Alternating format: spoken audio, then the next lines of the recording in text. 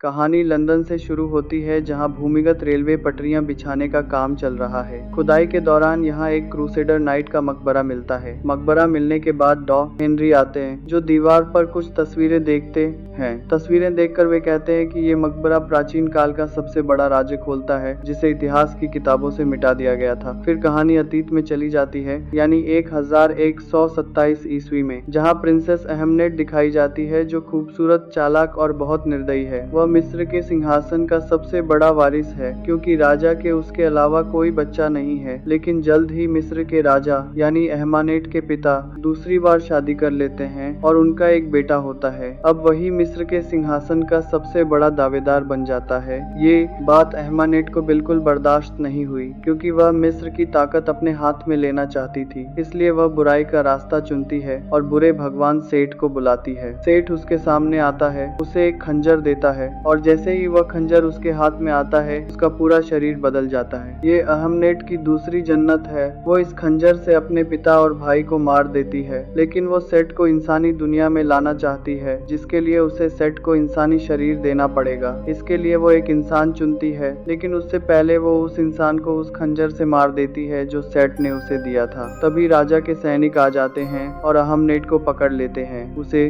सजा के तौर पर जिंदा मम्मी बना दिया जाता है और मिस्र से दूर जमीन की गहराई में हमेशा के लिए दफन कर दिया जाता है। कहानी वापस वर्तमान समय में आती है, जहां निक और उसका दोस्त क्रिस इराक में दिखाए जाते हैं। दरअसल ये दोनों अमेरिकी सैनिक हैं। निक के पास एक नक्शा है जो उसने 3 दिन पहले एक पुरातत्ववेत्ता से चुराया था, जिसके साथ उसने रात बिताई थी। इस नक्शे के मुताबिक वहाँ बहुत सारी पुरानी और कीमती चीजें हैं। निक इन्हें हासिल करना चाहता है ताकि वो इन्हें दोगुने दाम में बेच सके, लेकिन जब वे गांव के अंदर जाते हैं तो उन पर हमला हो जाता है। इसलिए निक का दोस्त क्रिस अपनी जान बचाने के लिए हवाई मदद मांगता है। तभी अमेरिकी सेना आती है और दोनों को बचा लेती है। अब यहाँ जेन्नी आती है। जेन्नी वही लड़की है जिससे निक ने नक्शा चुराया था। वो निक को थप्पड़ मारती है और उससे उसका नक्शा वापस मांगती है, लेकिन निक बेधड़क है। तभी जेन्नी देखती है कि यहाँ हमले के दौरान जमीन के नीचे एक बड़ा गड्ढा बन गया है, जो पुराना स्ट्रेचर है। वहाँ वो निक और क्रिस को अपने साथ नीचे ले जाती है, जहां निक के हाथ पर एक पानी की बूंद गिरती है। लेकिन जब जेन्नी उस बूंद को देखती है तो वो पानी नहीं बल्कि पारा होता है, जो जमीन पर गिरने के बाद दरार से नीचे उतर रहा होता है। तीनों नीचे उतरते हैं, जहां पारे का एक कुंड है। उसके चारों ओर 6 पहरेदार खड़े हैं, जो कुंड की तरफ देख रहे हैं और कुंड के अंदर रस्सियां भी लटक रही हैं। जेन्नी देखकर समझ जाती है कि ये कोई मकबरा नहीं बल्कि जेल है। कुएं में मरकरी है, क्योंकि मरकरी बुरी ताकतों को कमजोर करती है, लेकिन इसके बावजूद उनके सामने ये रहस्य है कि इस मरकरी के अंदर क्या है। तभी निक यहाँ रस्सा फेंकता है। रस्सा टूटने के बाद ऊपर से कोई भारी चीज नीचे गिरती है और पानी के अंदर जो ताबूत था वो बाहर निकल आता है। ये अहमानेत का ताबूत है, जिसमें हजारों साल पहले एक जिंदा मम्मी दफनाई गई थी। जैसे ही ताबूत बाहर आता है, बहुत सारे मकड़ियां यहाँ आ जाती हैं और एक मकड़ी क्रिस को काट लेती है। और अगले ही पल निक के दिमाग में कुछ दृश्य आते हैं, जिसमें वह अहमानत को रेगिस्तान में देखता है। अहमानत कहती है, तुमने मुझे आजाद किया, अब तुम मेरे हो, मैंने तुम्हें चुना है। अगले ही पल निक होश में आता है। फिर वह इस ताबूत को एक हवाई जहाज में लेकर यहाँ से निकल जाता है। निक के दोस्त क्रिस को एक मकड़ी ने काट लिया था, जिसकी वजह से अहमानत ने उसके शरीर पर कब्जा कर लिया है। इसी वजह से क्रिस यहाँ सब पर चाकू से हमला करता है और निक को अपने दोस्त को गोली मारनी पड़ती है। और अगले ही पल हजारों कौवे उनके विमान पर हमला कर देते हैं, जिस वजह से उनका विमान दुर्घटनाग्रस्त होने लगता है। निक जेन को प्लेन क्रैश होने से पहले पैराशूट से नीचे उतार देता है, लेकिन वो खुद प्लेन क्रैश में मर जाता है। इसके बाद हमें मोर्चुरी दिखाई जाती है, जहां उन सबकी लाशें रखी हैं जो प्लेन क्रैश में मरे थे। और अगली ही पल निक खड़ा हो जाता है। उसके शरीर पर एक भी खरोंच नहीं होती। जब डॉक्टर और जेन उसे देखते हैं तो पूरी तरह हैरान रह जाते हैं, क्योंकि सब सोचते थे कि निक मर चुका है। इसके बाद जब वो बाथरूम जाता है तो उसे अपने दोस्त क्रिस की आत्मा दिखती है, जिसे निक ने गोली मारकर मार दिया था। वो निक से कहता है कि हम दोनों ही बदनाम हैं। अहमानित ने तुम्हें चुना है, इसलिए तुम हवाई जहाज हादसे से बच गए। अहमानित तुम्हें वो खास खंजर से मार डालेगा जो सेठ बुराइयों के भगवान ने उसे दिया है, और उसके बाद सेठ तुम्हारे शरीर पर कब्जा कर लेगा और इस दुनिया में रहेगा। निक यहाँ से निकल जाता है और उसे अजीब सी बातें दिखने लगती हैं। एक जीव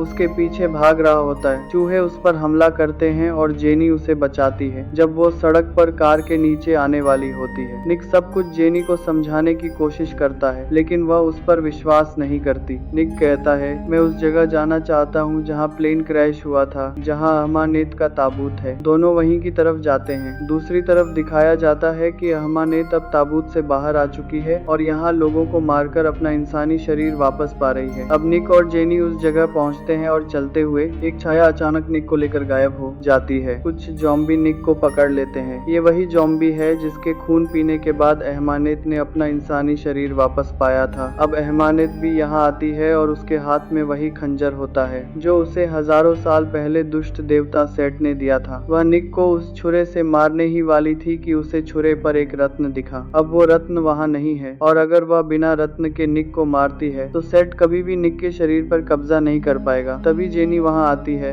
जिससे अहमानेत का ध्यान भटक जाता है और वह उसे मारने जाती है। निक पीछे से उसे छुरा मारता है और जेनी के साथ कार छोड़ देता है। अहमानेत फिर से उन पर हमला करती है। तभी डॉ हेनरी के सैनिक आ पहुँचते हैं। वे अहमानेत को अपने कब्जे में ले लेते हैं और निक और जेनी को भी डॉक्टर के पास ले जाते हैं। वे उन्हें हेनरी के पास ले जाया जाता है, जहाँ निक को पता चलता है कि जेनी डॉक्टर हेनरी के लिए काम करती है। यहाँ अहमानेत को बांध दिया जाता है। लगातार उसके शरीर में मरकरी डाला जाता रहता है ताकि उसका शरीर जम जाए और वो गार्ड सारे मशीनें बंद कर देता है, जिससे अहमानेत खुद को आजाद कर लेता है। जेनी निक से कहती है कि मैं जानती हूँ ये सब आखिर कैसे खत्म होगा। हमें उस रत्न को तोड़ना होगा जो उस छुरी को मारने वाला है। मुझे पता है वो रत्न कहाँ है। और दोनों वहाँ से निकल जाते हैं। उसी वक्त अहमानेत एक देवता को बुलाती है और मिस्र की रेत को यहाँ लेकर आती है। पूरा लंदन शहर रेत की छाया में डूब जाता है। निक और जेनी अंडरग्राउंड रेलवे टनल में चले जाते हैं। यही वो टनल है जहाँ कहानी की शुरुआत में एक मकबरा मिला था जो क्रूसेडर नाइट का था। क्रूसेडर की कब्र के ऊपर वो रत्न था जो उस खंजर पर रखा जाएगा। वही रत्न डॉ हेनरी के लोगों के पास है, उनके ताबूतों के पास। अहमानेत अपनी ताकत से सारे क्रूसेडर नाइट की मम्मियों को जिंदा कर देती है और वहाँ वे सारे लोगों को मार देते हैं। इसके बाद अहमानेत वहाँ आती है और खंजर में रत्न लगा देती है। वही निक और जेनी दिखाए जाते हैं, जिनके पीछे कई मृत शरीर पड़े हैं। दोनों पानी में गिर जाते हैं और जब जेनी बाहर निकलने की कोशिश करती है तभी अहमानेत आ जाती है और जेनी को पानी की गहराई में ले जाती है। हालांकि निक उसे बाहर निकालता है, पर अब जेनी मर चुकी होती है। अब अहमानेत अपने रीति रिवाज पूरे करने के लिए निक को मारना चाहती है, लेकिन निक किसी तरह से उसका छुरा छीन लेता है, लेकिन उससे पहले कि वह रत्न तोड़े। अहमानेत उससे कहती है कि तुम एक जीवित भगवान बन सकते हो, तुम्हारा मौत पर कंट्रोल होगा। ये सुनकर वह छुरी से खुद को मार देता है, जिससे बुरे भगवान सेठ की सारी ताकत आ जाती है। वह अहमानेत के पास जाता है, लेकिन जैसे ही वह जेनी की मृत शरीर देखता है उसे होश आ जाता है और अहमानेत को देखे बिना ही उसे मार देता है और उसी वक्त जेनी को जिंदा कर देता है। असल में उसने जॉनी के लिए खुद को चाकू मार के मार डाला ताकि जॉनी उसके साथ जिंदा रह सके। उसके बाद वो यहाँ से चला जाता है। फिर यहाँ डॉक्टर हेनरी आते हैं। वो जॉनी से कहते हैं कि हमें नहीं पता निक अपने पावर का इस्तेमाल अच्छा करेगा या बुरा। आखिर में हमें निक मिस्र के रेगिस्तान में दिखाया जाता है। उसके साथ उसका दोस्त क्रिस है जिसे उसने जिंदा किया था और दोनों एक अनजाने सफर पर निकल पड़ते हैं। बस कहानी यहीं खत्म होती है।